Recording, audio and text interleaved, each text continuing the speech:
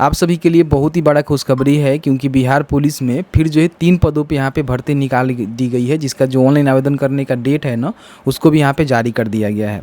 इसमें जो है 3 प्रकार के अलग अलग पदों पे भर्ती निकाली गई है, जिसके लिए अगर आपने इंटरमीडिएट पास किया हुआ है, आपके पास एक पोस्ट ड्राइविंग लाइसेंस है, तो बड़ी आसानी से फॉर्म को भर सकते हैं।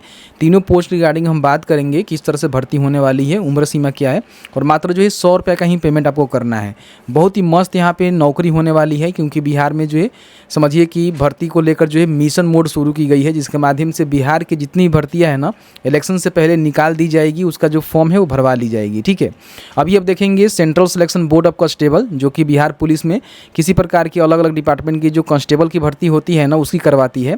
यहाँ पे देखेंगे प्रोविजन डिपार्टमेंट में आएंगे तो आपको जो है 3 पदों पर भर्ती को लेकर यहाँ पे नोटिफिकेशन जारी कर दिया गया, और साथ ही साथ यहाँ पे ऑनलाइन अप्लाई करने का लिंक भी एक्टिव हो गया है। बताएंगे कब से आपको फॉर्म को भरना है, कहाँ से फॉर्म भरना है।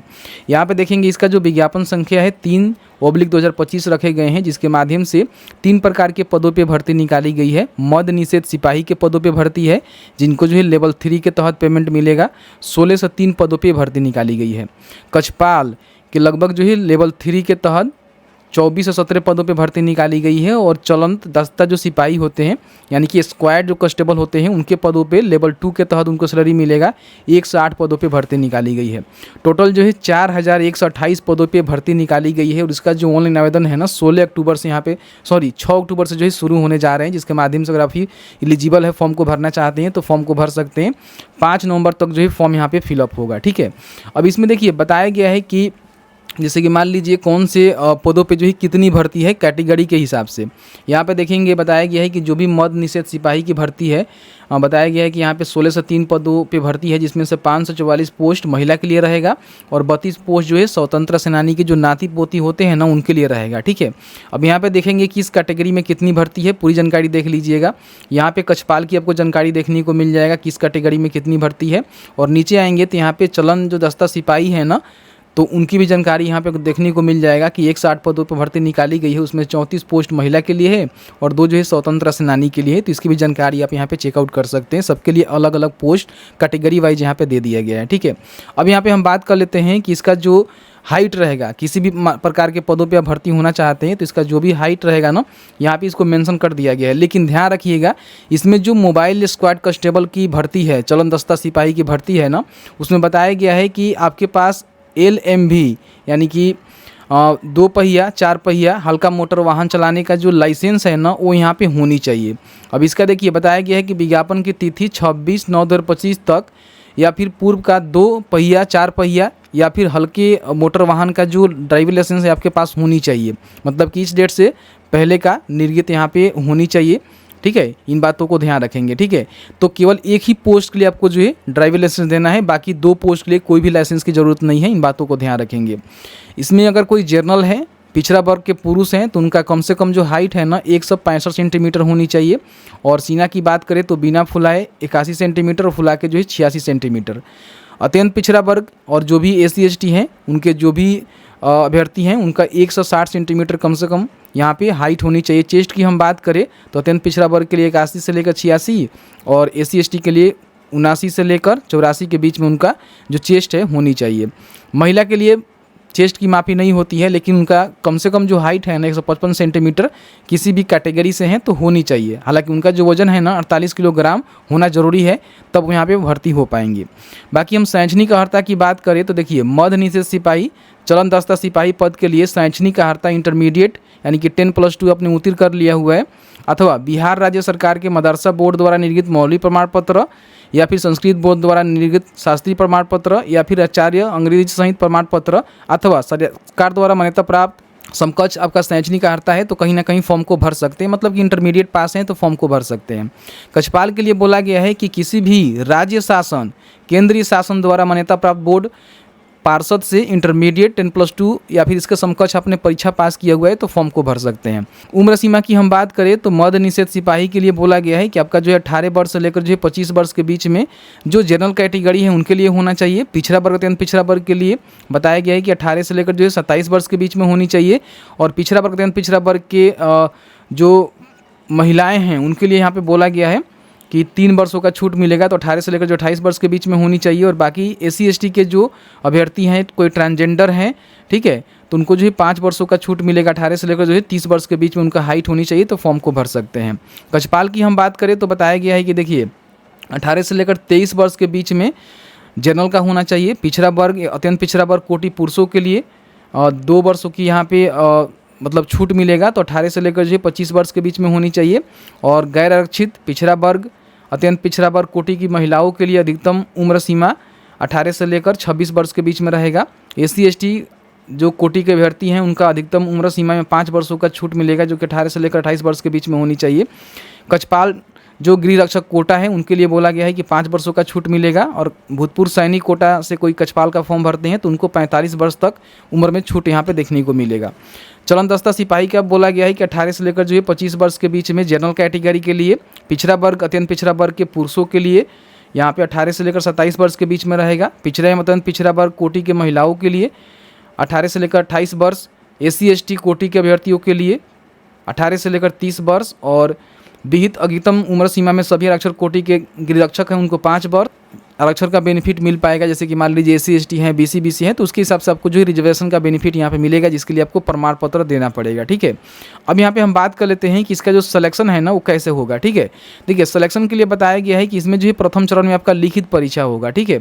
लिखित परीक्षा में बताया गया है कि कहाँ कहाँ से क्वेश्चन पूछे जाएंगे, जो कि मैट्रिक स्तर का जो है क्वेश्चन यहाँ पे पूछे जाएंगे।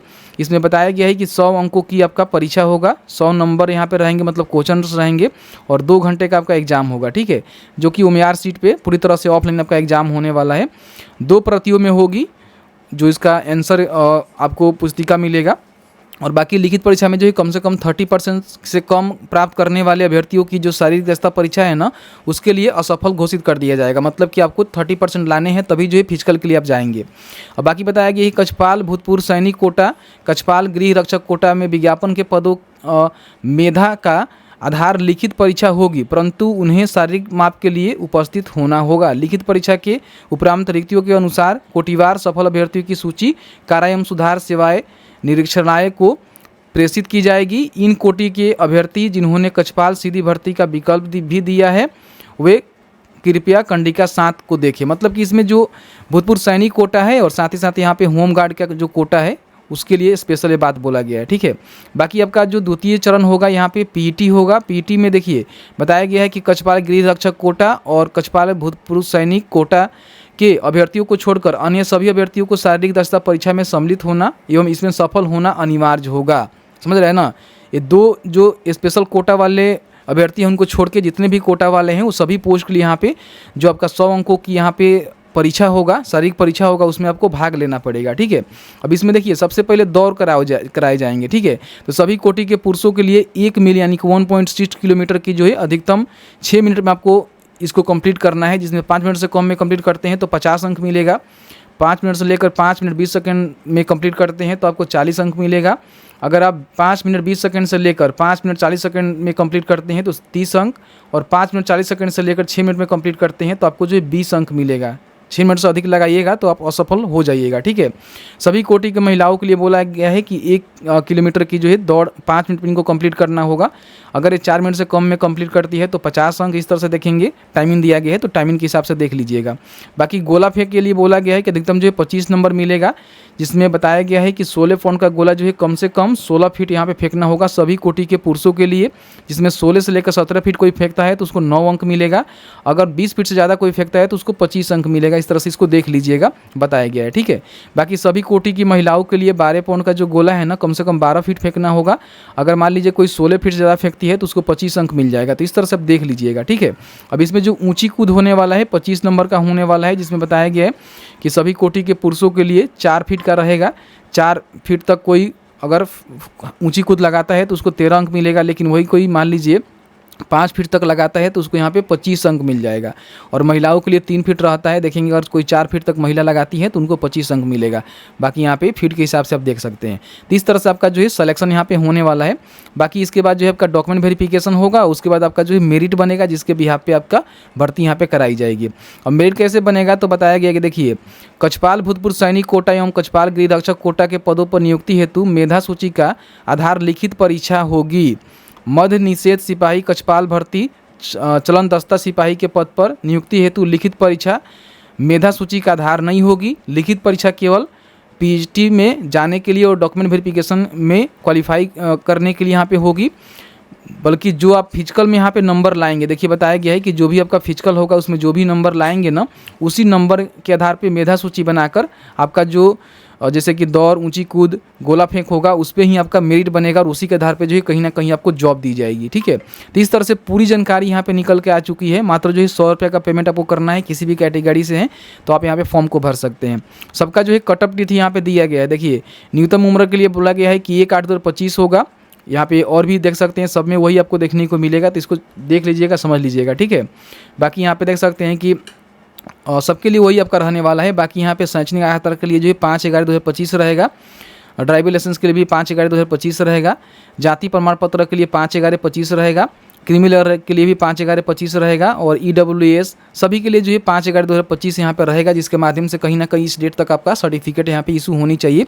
तो अगर फॉर्म भरना है तो जो भी अपना जाति है, BC NCL है, EWS है, तो इसको इस डेट से पहले ही आपको बनवानी पड़ेगी, क्योंकि डॉक्यूमेंट के समय में डॉक्यूमेंट वेरिफिकेशन के समय में डॉक्यूमेंट आपको देने पड़ते हैं। ठीक है, बाकी आपका जो फॉर्म है ना 6 अक्टूबर से शुरू हो रहे हैं, 5 नवंबर तक जो है फॉर्म को भर सकते हैं। वीडियो लाएंगे कैसे फॉर्म को भरना है, तो इस तरह से देखेंगे तो पूरी जो है भर्ती की जानकारी यहाँ पे निकल के आ चुकी है।